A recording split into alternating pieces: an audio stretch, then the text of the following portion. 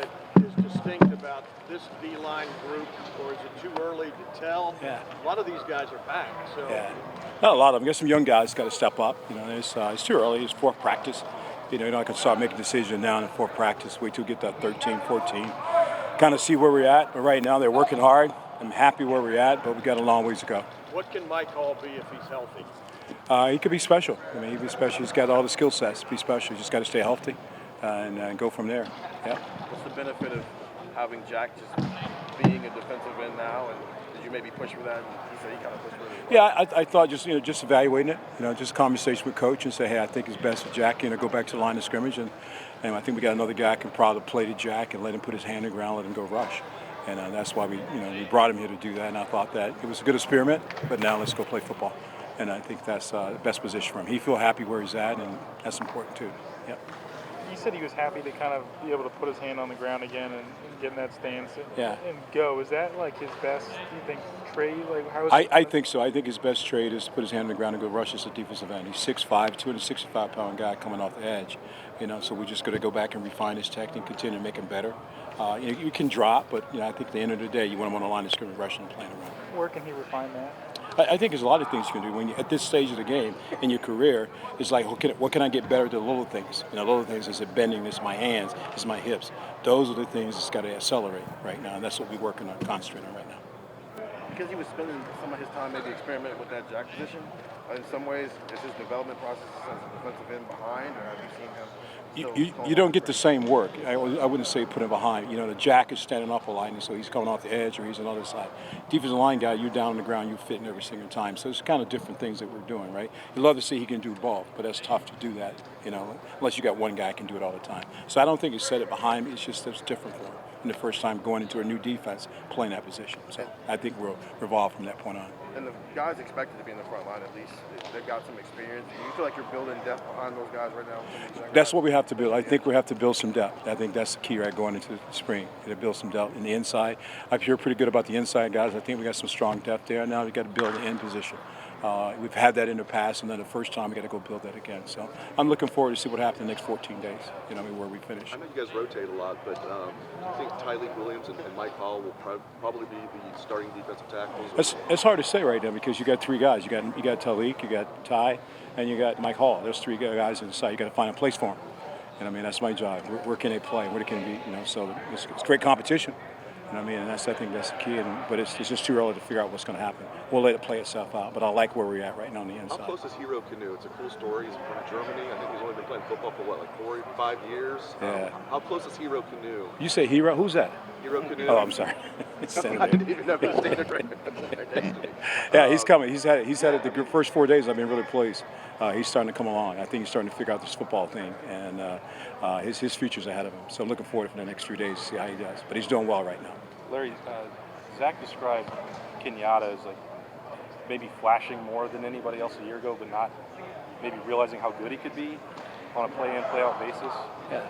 I don't know if that's your assessment in that, but where do you go with He's him? got a lot of potential. He's got a lot of potential. So now it's just learn how to play the game at maximum speed, if that makes sense. So that's the part. When you're on the scout team, you can play at a slower pace. Now you're with the big boys. Now for the first time going against the ones and twos, now that speed's got to pick up. So it's a learning process. Everything's a process, and hopefully the spring ball will get that out of him. Give a chance to really show himself. But he's got talent. Amari does too. I like Amari. I think Amari's really starting to move forward. He's 265 now, and so I like where those two guys are starting to go. What did Amari miss with that knee? He missed a lot of football. He's just a fundamental part. It's the technique stuff that you miss. And the conditioning part because he wasn't doing the real football stuff. So now he's playing catch up. But I like where he's at right now. He's starting to really turn the corner. And that's what I'm waiting to see. Yep. We saw what Mike Hall could do in the rushman packages, pass rushing ability. What can he be as a run defender? That's what, people say his pass was outstanding. But his best position is playing a run because he's got such a great get off on the inside. And so he can disrupt the line of scrimmage pretty quick with his first step. And so, where do you need to see him improve? just continue to get better. The sky's the limit for him. He's got to continue small things. It's just the little things you get better at, and that's what we've got to work on. Where his hands, placement, eye discipline, all those things are part of him being a real elite player, and that's what we're working on. Was Mike's shoulder more severe than we knew? I want to say severe, but it bothered him. When you're playing inside and you got a shoulder injury, you can't do this. you can't lock out. So now you're playing one arm. That's tough to do to play the run, and it affected him. There's no question about it. It affected him mentally. But now he's healthy. He's done a great job of rehabbing, make sure he's strong to go. And right now he's having a pretty good camp.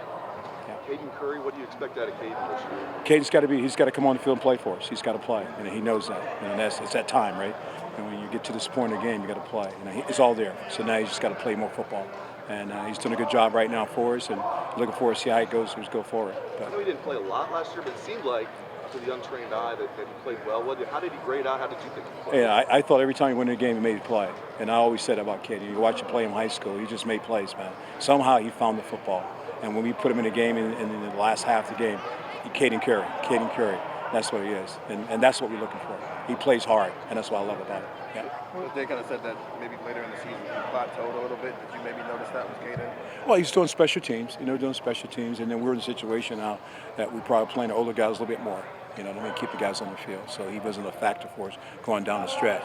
But he played a lot of special teams, and I think that was his gig. Now it's time to play football, and I think he's ready to do that. Where do you think JT can grow this offseason, spring practice, going into his third year? Like I always say, first block the noise and just concentrate on who you are. Don't worry about all the other things outside. Just concentrate on your technique and just keep getting better.